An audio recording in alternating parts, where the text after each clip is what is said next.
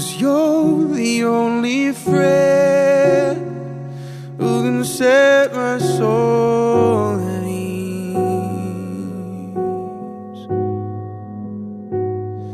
And in the quiet pride of my Father's eyes, I remember who I am. And when I feel the warmth of my Father's smile, feels like I've been born again. I've been born again. Hi, and welcome to The Warmth of God's Love. We've been in a series, now this is going to be our second devotional on the awakening of the church. Actually, it's called the Great Awakening, because we have to realize that as a church, we can't be sleeping on the job, because there's so much going on in this world around us that we can't be asleep or complacent or napping while we have an enemy roaming all around us, seeking whom he may destroy. And he wants to destroy the church. He wants to destroy the pastor. He wants to destroy every part of what God has placed in the earth to do his work. We have to be awake, we have to be aware, and we have to be very alert to everything, especially spiritually. This is going to be an awakening series. And I pray that some pastors that are listening, that some pastors that are tuning in and actually reading this devotional on a weekly basis will really begin to see some changes that they may have to see in themselves, or that they're on the right path, doing the right thing for God. So either way, it's awakening moment for us. Today we're going to talk about the church of Ephesus. And what it described the church of Ephesus as is as the loveless church. No church wants to be a loveless church, because God commanded, and he only brought all the commandments down to two, and that was to love him with everything and to love others as Christ so loved us. It's so important to have love. I mean, it says in 1 Corinthians 13 that if you have not love, yet you do so many works, that you have faith to move mountains, that you give your body to be burned, that if you have not love, it means nothing. It amounts to zero. So we want to be full of love, and we want to be full of God.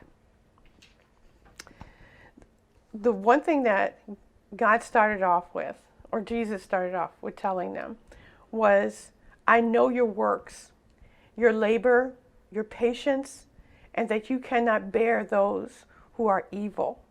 And you have tested those who say they are apostles and are not, and have found them liars. And you have persevered and have patience and have labored for my name's sake and have not become weary. That's pretty important, isn't it?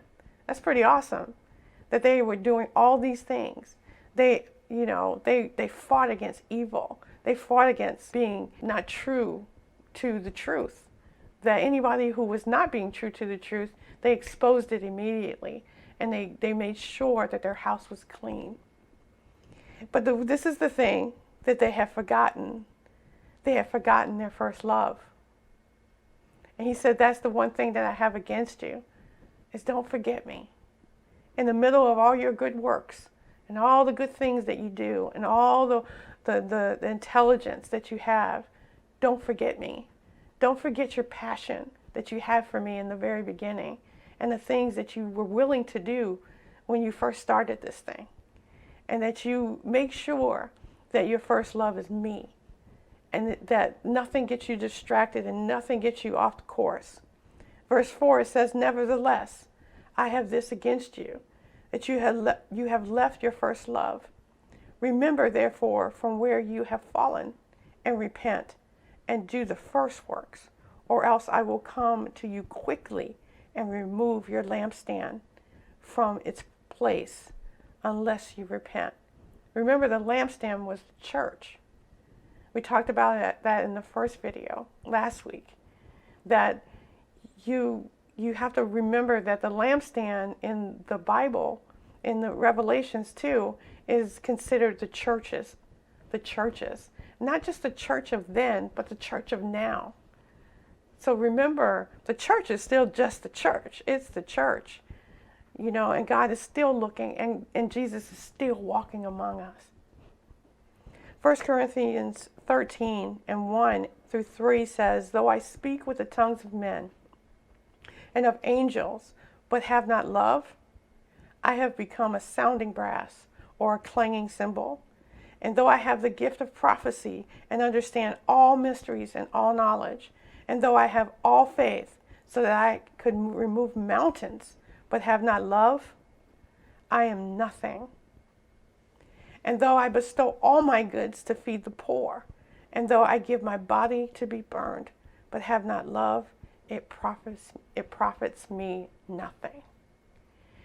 God puts love at a high place in the church and for his people, that we must walk in it, we must live in it, we must show forth the light of love in everything that we do, that we're mindful every day of who we are, and keep our first love always about God, that we are pleasing to him in everything that we do. Well, we're going to learn more about that, and we're going to learn more about what love looks like and why it's so important in our lives and why it's so important in the church. So keep reading and keep staying tuned. Thank you.